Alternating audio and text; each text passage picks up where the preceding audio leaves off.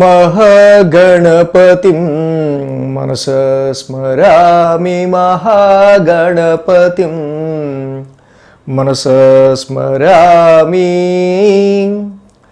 Dear creations family అందరికీ నా హృదయపూర్వక ధన్యవాదాలు. ఈ యొక్క చైత్ర శుద్ధ పాడ్యమి, సో ఏప్రిల్ 9వ తారీఖు మనకి ఉగాది తెలుగు సంవత్సరాది.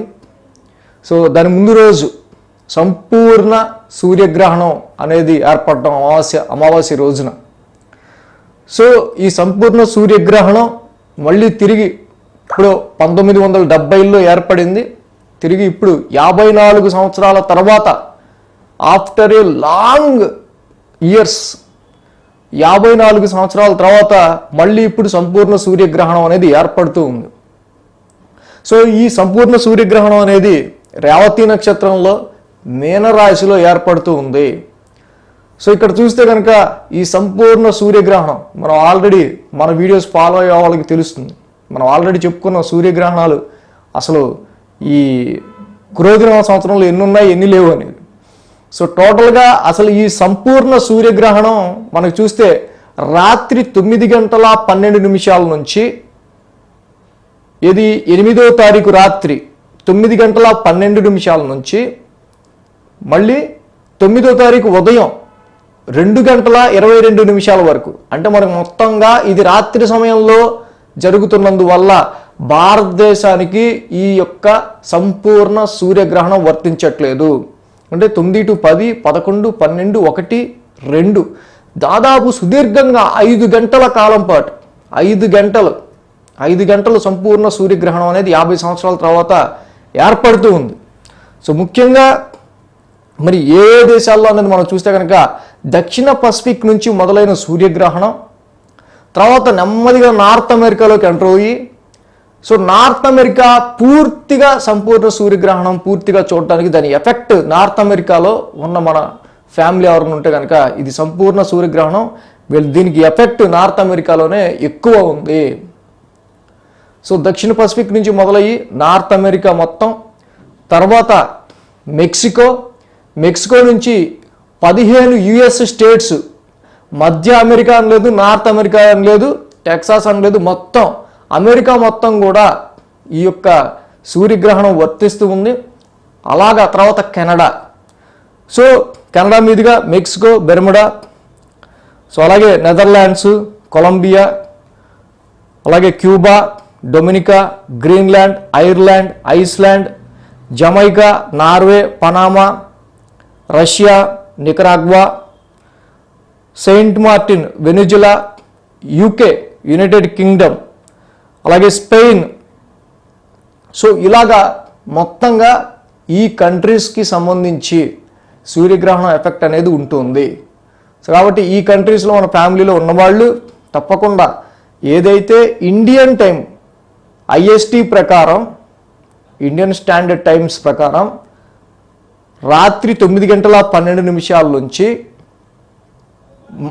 ఉదయం 2:22 వరకు అది మీ యొక్క కాలమాన పరిస్థితులు, దేశ కాలమాన పరిస్థితులను బట్టి మీరు చక్కగా చూసుకున్నట్టయితే కనుక, కంపేర్ చేసుకున్నట్టయితే కనుక మన ఇండియన్ టైమింగ్స్ని మీరు మీ యొక్క దేశ కాలమాన పరిస్థితులు బట్టి చూసుకుంటే అది మీకు మధ్యాహ్నమా పొద్దున ఎప్పుడు సూర్యగ్రహణం మీ యొక్క దేశంలో ఏర్పడుతుందనే తెలుస్తుంది.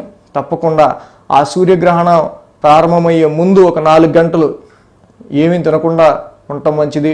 అలాగే ఆ 9:12 ఏదైతే ఏర్పడుతుందో సో దాని ముందు పట్టు స్నానం చేయండి. 2:22 ఏదైతే సూర్యగ్రహణం విడుస్తుందో సో ఆ సమయంలో మళ్ళీ విడుపు స్నానం చేయండి. సో ఈ 5 గంటల సమయం ఏదైతే మీ గ్రహణం వర్తిస్తుందో మీ యొక్క దేశంలో ఆ కాలం ఆ టైంని బట్టి ఏదైతే ఉందో ఆ సమయంలో జపా కుసుమ సంకాసం, అలాగే రవి ద్వాదశనామాలు ఇవన్నీ కూడా మన టీఆర్ క్రియేషన్స్ మంత్రనిధి ప్లేలిస్ట్లో ఉన్నాయి. కాబట్టి మీరు సూర్యుడికి సంబంధించి ఆదిత్య హృదయం కావచ్చు, శ్రీరామ రక్షా స్తోత్రం కావచ్చు, రవి ద్వాదశనామాలు కావచ్చు, రవి నవగ్రహ శాంతి మంత్రం కావచ్చు, ఓం నమ శివాయ జపం కావచ్చు, ఏవైనా మీరు చేసుకోవచ్చు. సో మీ కంట్రీస్లో వెసులుబాటు దాన్ని బట్టి చూసుకోండి. మరి అక్కడ దానాలు ఇవ్వడం కుదురుతుందా కుదరదా, సూర్యగ్రహణం విడిచాక మరి ఇల్లంతా శుద్ధి చేసుకొని మళ్ళీ ఒకసారి ఆ యొక్క దైవ ప్రతిమలు, ఆ దేవుడి పటాలన్నీ కూడా మళ్ళీ శుభ్రంగా క్లీన్ చేసుకున్న తర్వాత ఆ తర్వాత రోజునే ఇవ్వచ్చు. కేజింపావు గోధుమలు, అలాగే ఒక నాగపడగ మీరు దానం ఇవ్వచ్చు. సో అది మీ యొక్క వెసులుబాటు, మరి మీ యొక్క కంట్రీలో మీ యొక్క దేశంలో అది కుదిరితే ఇవ్వచ్చు. లేకపోతే ఇది మాత్రం ఈ జపం అనేది మీ చేతుల్లో ఉంటుంది కాబట్టి ఈ యొక్క సూర్యుడు సంపూర్ణ ఆరోగ్యకారకుడు, ఉద్యోగ కారకుడు కాబట్టి 6 నెలలు దాని ఎఫెక్ట్ ఉంటుంది కంపల్సరీగా, సంపూర్ణ సూర్యగ్రహణం పైగా. సో కాబట్టి ఏ రాశులకి ఎలా ఉంది ఏంటనేది కూడా మనం ఒకసారి చూసినట్టయితే కనుక ఇది ముఖ్యంగా రేవతి నక్షత్రం మీన రాశిలో ఏర్పడుతూ ఉంది కదా. సో ఫస్ట్ మనం మేష రాశి నుంచి వద్దాం. మేషరాశి వారికి సంబంధించి ఈ గ్రహణం అధమ ఫలితాన్ని ఇస్తూ ఉంది. ఖర్చుల విషయంలో జాగ్రత్తగా ఉండాలి. వృషభ రాశి వారికి ఈ గ్రహణం ఉత్తమ ఫలితాన్ని ఇస్తూ ఉంది కాబట్టి వీళ్ళకి తప్పకుండా ఈ గ్రహణం వల్ల మంచి ఫలితాలే అందుతాయి. మిథున రాశి వారికి కూడా ఈ గ్రహణం తప్పకుండా ఉత్తమ ఫలితాన్ని ఇస్తుంది. ఉద్యోగానికి సంబంధించి ప్రొఫెషనల్ మ్యాటర్స్లో తప్పకుండా అనుకూల ఫలితాలు ఇచ్చే విధంగానే ఈ గ్రహణం మీకు ఉపయోగపడుతుంది. సో అలాగే కర్కాటక రాశి వారికి మధ్యమ ఫలితాన్ని మాత్రమే ఇస్తుంది. ఎక్కువ శ్రమ, స్ట్రెస్ అనేది ఈ రాశి వారికి కనిపిస్తుంది గ్రహణం వల్ల. సింహరాశి వారికి ఈ గ్రహణం ఏదైతే ఉందో అధమ ఫలితాన్ని ఇస్తుంది. సింహరాశి వాళ్ళు ఈ దేశాల్లో ఉన్న వాళ్ళు ప్రతి ఒక్కళ్ళు తప్పనిసరిగా ఆరోగ్యానికి ప్రత్యేక శ్రద్ధ తీసుకోవాలి. అదేవిధంగా కన్యారాశి వారికి ఈ గ్రహణం మధ్యమ ఫలితాన్ని ఇస్తుంది. పార్ట్నర్షిప్పుల్లోనూ భార్యాభర్తల మధ్య అన్యోన్యత విషయంలో జాగ్రత్త తీసుకోవాల్సిన అవసరం ఉంది. తులారాశి వారికి సంబంధించి ఈ గ్రహణ ప్రభావం చూసినట్టయితే సో వీరికి కూడా ఉత్తమ ఫలితాన్ని ఇస్తూ ఉంది. శత్రు విజయాన్ని ఈ గ్రహణం వీరికి కలిగజేస్తూ ఉంది. వృశ్చిక రాశి వారికి చూస్తే వీరికి కూడా మధ్యమ ఫలితాన్ని మాత్రమే ఈ గ్రహణం ఇస్తూ ఉంది.